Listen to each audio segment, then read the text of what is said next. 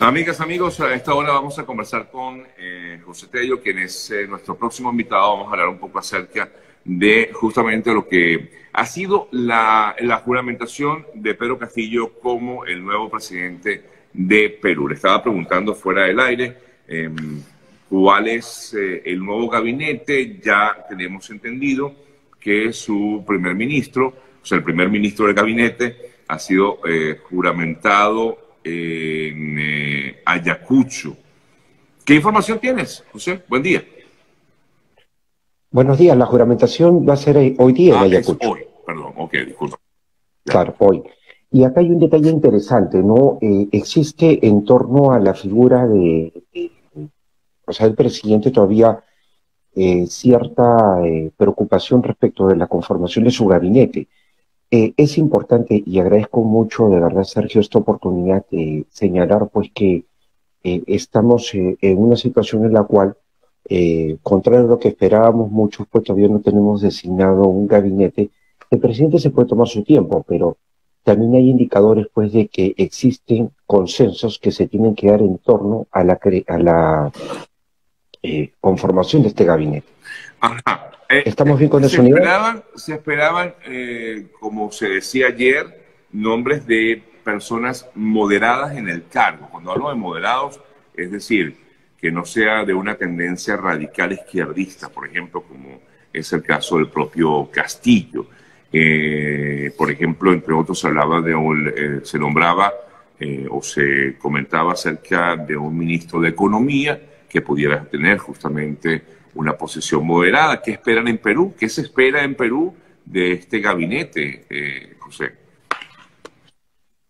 Lo que tú justamente has mencionado, una posición moderada. Los peruanos necesitamos todos consensos políticos luego de haber tenido 5 años bastante complicados de historia. O sea, en 5 años haber tenido 4 presidentes de la República es algo muy complicado para cualquier país.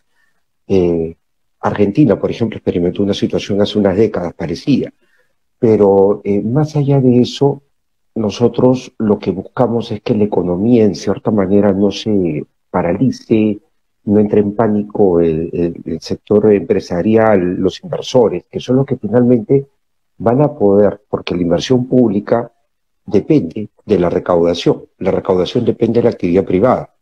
Si es que, por ejemplo, los agentes económicos entran en pánico, la economía se paraliza, no va a haber recaudación y lo que se ha ofrecido hacer por parte del nuevo gobierno no se va a poder hacer. Esto es una cuestión básica, elemental. Entonces, en economía tiene que haber una persona que definitivamente sea moderada, que sí tenga una agenda social porque el gobierno es socialista, pero que a su vez también tenga una visión clara de que no puede pues generar un nivel de perturbación que complique pues la economía y que desacelere aún más la misma, porque hay que recordar que la pandemia nos afectó muchísimo también como país. O sea, un decrecimiento de más del 12-13% en el PBI, de 230 mil millones de dólares a 203 mil millones de dólares. Partamos por ahí, hablando del año 2019 al 2020, un crecimiento de la pobreza monetaria a un parámetro que habíamos superado ya hacia el año 2010, o sea, incrementamos del 20.5 al 30%, bueno, 29 y algo, casi 30%. Entonces, eso es lo que realmente tiene que verse. Más allá de también lo que es derrotar a la Claro, pandemia, se espera la tercera ola en el Perú sí. para el mes de agosto. Así que el asunto hay que verlo por diferentes ángulos y sin lugar a dudas el presidente lo que tiene que hacer ahora es en economía tener una persona moderada, en el caso de lo que viene a ser salud, una persona decidida a tomar cartas en el asunto y definitivamente un presidente del Consejo de Ministros, un premier que sea su número dos, pero a su vez que también tenga el talante político como para poder configurar, digamos, el nivel de gobernabilidad desde el Ejecutivo y el Legislativo, porque hay que coordinar mucho con el Legislativo. Hay un voto de confianza que viene también de por Ya. medio. Entre otras cosas, ayer decía Castillo que no iba a estatizar la economía, que no iba a expropiar la propiedad privada. digamos que son dos puntos importantes porque esto es lo que se ha visto en otras naciones, como es el caso de Venezuela. Inmediatamente, hay una relación en directa. Esto da cierto aliciente a los peruanos, a usted, por ejemplo, José, como analista, ve que hay... Bueno, ¿Ah? claro, hay que Claro. confiar. Hay que tener, o sea, cierto nivel de confianza y pensar de que eso puede ser de esa manera, definitivamente. O sea, tenemos nosotros que tener en cuenta que la economía estatal, o sea, estatizada, o sea, es algo que termina mal, siempre termina mal. El Estado, si nosotros queremos verlo bajo un enfoque, pues, de algo trasnochado como lo de industrialización para sustitución de importaciones, el famoso modelo EASY, que se utilizó hace algunas décadas acá en el país, cerrarnos, eso no, o sea, un mercado cerrado es un mercado que tiende a ser pequeño, es un mercado que no dinamiza, un Estado empresario es un Estado que cae en populismo, o sea, hay que tener mucho cuidado. Definitivamente el campo económico es algo en lo cual el presidente Castillo tiene que actuar, como se dice, con mucha contundencia, si quiere hacer algunos cambios, pero a su vez también con bastante cuidado, porque es muy delicado todo lo que viene a ser la actividad económica. Por ejemplo, hablar de un Estado empresario, bien, o sea, Sí, dice que el sí, Estado sí. debería retomar ese rol, pero ¿hasta qué punto? Porque el Estado, en diferentes situaciones, no solamente en Perú, sino en otros países, ha terminado siendo un mal gestor. O sea, muchas veces terminó siendo un Sí. mal gestor. No ha generado los niveles de rentabilidad. Han habido empresas estratégicas como, por ejemplo, aquellas que concentran materias primas, petróleo, minerales, Codelco en Chile, por ejemplo, como las petroleras en diferentes países del mundo que, bueno, tienen un cierto nivel de empresas estratégicas que, bueno, se puede entender de que hay una presencia estatal, pero en lo demás, la economía tiene que seguir su actividad privada. Ahora, José, digamos una de las promesas de campaña del señor Castillo estaba basada sobre todo en lo que sería la instalación de una asamblea constituyente. Esto con miras a un cambio en la constitución de Perú. Por supuesto, esto, repito, lo vivimos en Venezuela e inmediatamente nos hace una especie de feedback de lo que se vivió y digamos que entendemos perfectamente hacia dónde se dirigiría, ¿no? Vamos a darle el beneficio de la duda. Pero en todo caso, para poder el presidente Castillo nombrar o hacer real una asamblea constituyente, tiene que pasar por el Congreso. En estos momentos el Congreso, pues ahora lo dirige la oposición. ¿Usted lo ve viable? ¿Ve viable la posibilidad de presentar, bueno, el proyecto se puede presentar como tal de la Asamblea Constituyente, pero cree que puede hacerse realidad ahora que el Congreso tiene, en todo caso, está en la autoridad del Parlamento en Perú?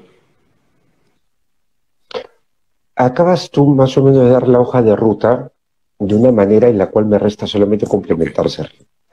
Es el Congreso el que tiene que dar, digamos, luz verde a este pedido de constituyente y por ende de la posibilidad de tener una nueva constitución. Y ese Congreso, porque se requiere, de acuerdo a la norma peruana, artículo 206 de la Constitución, me sale siempre un poco el tema de abogado, pero hay que mencionar las normas para que haya una meridiana claridad de ok. todas las personas que nos acompañan en torno a esta materia.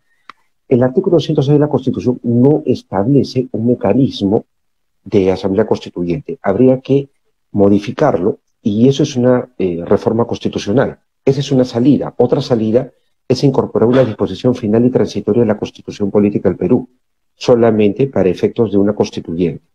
En ambos casos, de acuerdo a la Constitución peruana y la Ley Orgánica del Congreso, se requiere la mitad más uno del total de congresistas, o sea, 66 votos, y luego un referéndum ciudadano confirmatorio. Ahora, hay una excepción a la regla que es el votar la reforma constitucional con más de 2/3 del total de parlamentarios en 2 legislaturas ordinarias del Congreso. 2 tercios son algo de 87 votos. Para mí la excepción a la regla, que es esta de la votación calificada con más de 2 tercios, no se va a dar porque no hay consenso. La primera podría darse si es que este gobierno logra tener un nivel de consenso con el Congreso. Cosa que ahora, se ve muy difícil. ¿qué tanto lo puedan? Sí, porque no ha logrado ganar la mesa parlamentaria. En consecuencia, uno puede advertir pues, de que no existe necesariamente pues, esa fuerza como para poder lograr el cambio constitucional. Entonces, habría que dejarlo por ese lado. Se había también esbozado en su momento la posibilidad de un referéndum ciudadano, pero esto va por, primero, el pedido de reforma constitucional. Si es rechazado, si es cambiado drásticamente, podría dar pie a un referéndum. Y bueno, el referéndum sí requiere de un acopio de firmas a nivel nacional de respaldo de algo del 10% del total de electores, que sería 2,5 millones y algo más. Muchos por aquí comentan, por ejemplo, José, que existe la posibilidad de que el presidente disuelva el Congreso, pero la verdad es que, bueno, hemos visto lo que ha ocurrido, como bien comentabas al principio, en el último año, 4 presidentes justamente definidos en el propio Congreso de Perú, ¿no? O sea que el poder del legislativo es muy fuerte en esta nación. Lo que pasa es que se está dando ya durante 2 quinquenios una suerte de balance de poderes, y eso es saludable. Es saludable, correcto. Lamentablemente, lamentablemente en el caso del Congreso electo en el año 2016 cometió excesos. O sea, a diferencia de otros congresos en quinquenios pasados, ese Congreso particularmente se excedió en el uso de su poder. Ahora, este Congreso está empezando, ¿no? Y bueno, hay que ver que tuvo previamente un Congreso bastante particular, complementario al disuelto en el año 2019.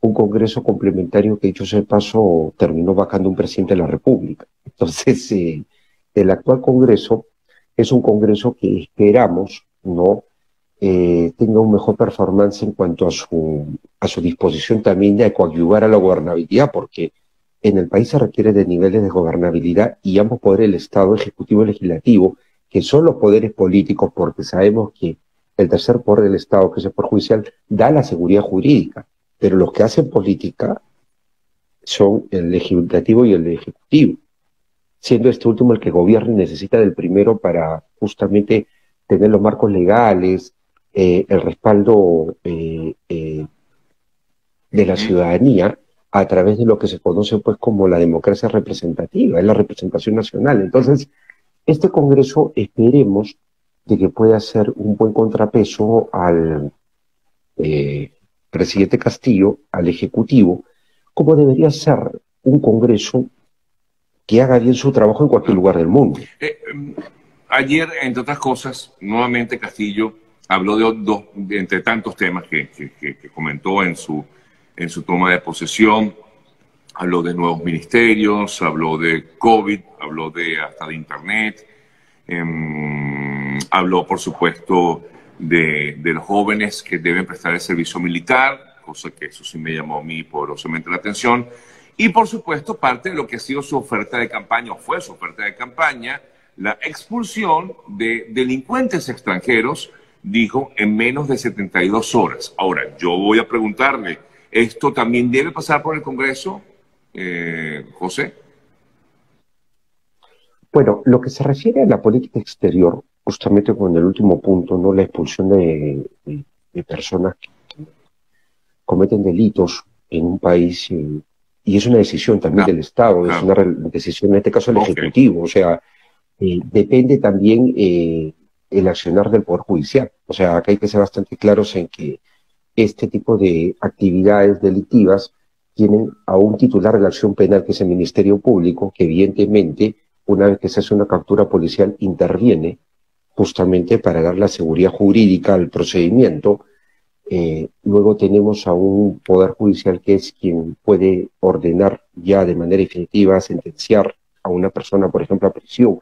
Pero existen los mecanismos como lo de la expulsión, que, bueno, ya dependen también del Ejecutivo titular de justamente lo que es las relaciones exteriores. El presidente Castillo es la cara visible también de las relaciones exteriores peruanas, o sea, nos representa como Claro. país. Entonces, habría que ver realmente cómo va a efectivizar esta medida, porque la verdad de las cosas, eso también requiere de una probanza, por decirlo de una manera clara y directa, de cómo eh, o en qué condiciones están determinadas personas en el país. Uno no puede salir a la calle y sindicar si una persona está cometiendo actos delictivos. Se entiende, pues, de que existe para esto una labor A mí lo que policial, me da una miedo con este tipo investigación. de decisiones es que, claro, es inevitable, José, y sabemos que hacia dónde va esta decisión del señor Castillo, porque fue parte de su campaña, no solamente de él, también de algunos otros candidatos o precandidatos en Perú, va orientada sobre todo, y lo entendemos perfectamente, a la actuación de algunas personas de origen venezolano que no pues, se portaron bien en Perú.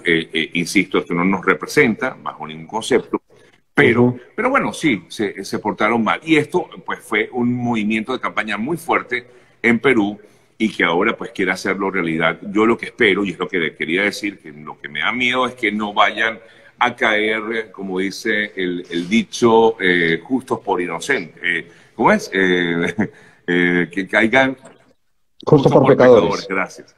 Que no caigan justos por claro. pecadores, porque efectivamente es lo que puede venir en una especie de persecución o cacería de brujas, que espero eso no ocurra. Claro, hay un detalle que sí es importante tener en cuenta y es el hecho mismo de que nosotros vemos de que una cosa es el discurso de campaña y otra cosa también son las acciones que se tienen que tomar ya en la presidencia Sí, de la pero ayer lo República. comentó de nuevo, pues, o sea, En- que claro, está allí, en su plan de gobierno. claro, claro. Lo que pasa es que también he percibido de que Castillo, como presidente, ha tenido que mantener una cierta coherencia, por lo menos en el primer mensaje a la nación. O sea, eh, ha mantenido coherencia, pero a su vez ha temperado ciertas posturas, obviamente en aras de coadyuvar una gobernabilidad o entendimientos. Pero en el caso, por ejemplo, de la mención que ha hecho a eso, bueno, habría que ver qué tanto lo puede efectivizar, porque repito de que este es un procedimiento, en todo caso, que se tiene que activar teniendo muy en cuenta, identificando muy bien a esos actores, que son actores que siempre van a generar problemas, porque en todo proceso migratorio, y recordemos, los peruanos hemos migrado en grandes cantidades a diferentes latitudes. Venezuela ha sido un lugar que nos ha acogido con los brazos abiertos en los años 80, Europa en los años 90, Estados Unidos de manera permanente. Y muchas personas han actuado también mal, personas de origen peruano. O sea, siempre existen las ovejas negras, por decirlo de alguna manera, que dan a veces una mala imagen a una nacionalidad. Pero también hay que ser bastante claros en algo. Durante la campaña, varios candidatos de izquierda y de derecha hablaron del tema venezolano. Y no solamente en esta campaña, en el año 2018 también se dio el caso de un candidato a la alcaldía que tuvo muy desatinados comentarios en torno a la migración venezolana. ¿Y por qué? Porque la economía peruana es una economía informal. O sea, acá hay muchos, entre comillas, Claro, trabajadores independientes, personas que viven claro. el día a día. Entonces, la migración al llegar justamente En compite esa área. con ese Claro, informal, claro. claro. O sea, entre comillas independiente, la persona que vive el día a día, compite con este migrante, entonces suena como buena música a los oídos el hecho de escuchar porque se Claro, tomar medidas contra los claro, así migrantes. es. Claro, o sea, sobre todo sector D Sí. y E en el país, pero sí hay que tener en cuenta de que hoy en día acá el proceso se está sentando cada vez más, o sea, nosotros vemos en los hermanos venezolanos que han llegado acá a Perú personas que ya se han integrado en nuestra vida, o sea, nuestra vida cotidiana, interactuamos con ellos permanentemente, o sea, y es más, o sea, también acá existe preocupación por parte de ellos en torno a los comentarios que ha hecho el presidente Castillo, pero hay que ver si es que está en capacidad de operacionalizar eso, porque, repito nuevamente, esto responde también a una adecuada determinación, en este caso, sindicación de personas pues que son complicadas y que deben ser expulsadas del país. Si están claramente identificados, bueno, forma parte ya de un procedimiento que lo maneja el Ejecutivo, la expulsión, pero también, repito, esto debe obedecer a un debido Claro, proceso, a así es. garantías que da justamente un Estado de Derecho, y estamos en un Estado de Derecho. Debo concluir, José, para cerrar. Mm, ¿En qué tiempo cree usted que puede verse la modalidad del gobierno de Pedro Castillo? ¿Cree que los primeros 100 días pueden ser determinantes para lo que pudiera ser al futuro ese gobierno de izquierda de Pedro Castillo en Perú? Yo creo que sí, pero aparte de eso, hay un acto inmediato que es la designación Ok, de los ministros, el gabinete. O sea, gabinete premier, porque ahora, de acuerdo al artículo 120 de la Constitución, no tenemos nosotros a un presidente que pueda tomar decisiones de Estado. O sea, está como que ahí, pero no puede tomar decisiones de Estado, y eso es complicado. Superar esta situación, vamos a ver nosotros quiénes han aceptado la convocatoria de ya. Pedro Castillo, si son personas radicales o si son O sea, personas, ahí puede digamos, que quizás pueden verse generar un un poco consenso. la característica de lo que pudiera ser este gobierno, ¿no? Tras eso, me permite, por Sí, favor, Sergio, ¿qué ocurre? Tras eso ya podría venir otro tipo de situación, que es la de los 100 días, porque no solamente basta en nombrar a personas, digamos, moderadas, personas que pueden generar cierto consenso en la sociedad peruana que está muy polarizada, sino que además vamos a ver cuáles son las actitudes que toma el presidente Castillo, si es que tiene influencia también de algunos actores políticos en sus decisiones. Todo eso lo vamos a ver nosotros ya cuando él, ya con sus ministros, ejerza el gobierno propiamente. Y sí hay que tener en cuenta acá algo que es muy claro. El señor Castillo, el presidente Castillo, no tiene el respaldo ciudadano que han tenido otras figuras importantes, digamos, de izquierda, no en ujú, nuestro continente. Por ejemplo, no llega a tener el respaldo de Evo Morales, no llega a tener el respaldo de Hugo Chávez, no llega a tener el respaldo tampoco de mismo Correa, Rafael Correa. O sea, es una persona que tiene un país muy totalmente. polarizado y literalmente está caminando en un terreno minado que tiene que justamente, con mucha calma, desactivar mina por mina, para que esto pueda, digamos, terminar en un buen puerto. Yo la verdad espero de que tenga el talante para poder hacerlo y sobre todo generar consensos porque ya terminaron como se dice, deben terminar este tipo de antagonismos y debemos pasar a fases de consenso político para gobernar bien el país. Agradecido, José, por este contacto que hemos tenido en el día de hoy. José Tello es analista político en Perú. Gracias, un fuerte abrazo. Y bueno, estaremos pendientes de lo que ocurra en esta hermana nación. Gracias. Muchas gracias, Hacemos Sergio. una pausa, Buen día, amigos, y al gracias. regreso seguimos con más. De hecho, mi gente, voy a cerrar el live porque se está acabando el programa.